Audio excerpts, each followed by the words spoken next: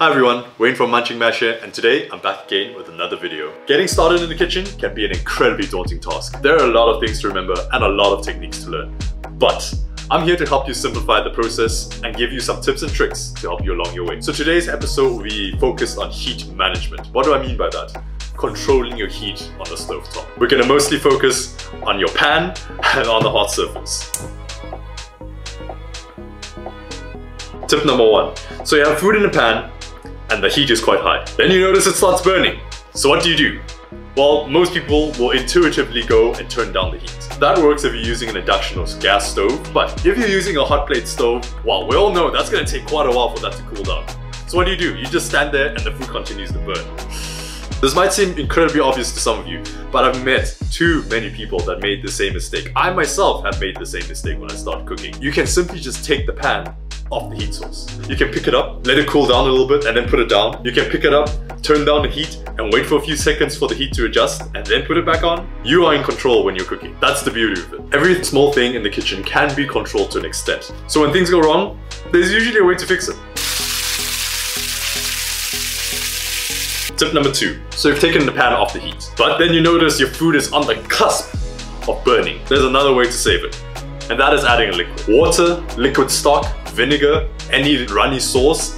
Add that thing to the pan, mix it into the food. It's gonna cool things down and stave off that burning. If you combine it with tip number one by lifting it up and adding a liquid to it, that will most likely prevent the food from burning. Not only that, but you've also made some delicious sauce to go with it.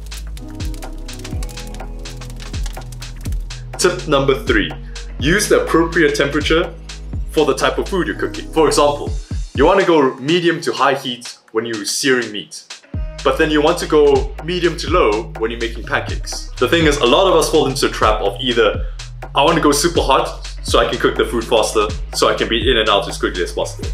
Or you fall in the other camp where I just want to go low so I don't mess it up and I don't burn anything. When you're in either camp, it makes it really difficult for yourself because yes, there will be things that either using super low heat or super high heat, you'll do extremely well in. But then you're only going to get frustrated when you're cooking something that requires the opposite. So change it up, guys. Experiment. Get the feel of it by playing around with the temperatures by yourself. Tip number four, preheat your pan. Why? Well, it helps with the Maillard reaction. So what the hell is that? In a nutshell, it's basically that delicious golden brown crust that you find around in your food. So think of a very good steakhouse. You get your steak, the steak is nice and dark brown. That on the surface is the Maillard reaction. A nice, delicious, flavorful crust seared on the meat. If you put your steak into the pan, cold, you can kind of achieve a Maillard reaction eventually. But the thing is, because you're starting out cold, the steak is going to be in there for a much longer period of time in order to get that crust.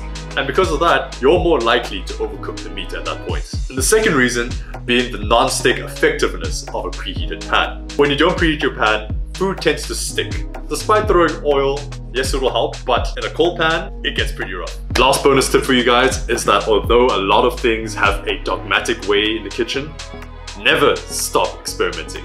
There's never one way to do things. There's always another way to get the same results somehow. One example that might seem counterintuitive right now would be how to cook a duck breast. So for the most part, when you're cooking meat, especially on the pan, you want to go relatively high, medium to high heat, to get that nice brown crust. But for a duck breast, for example, you want to go low.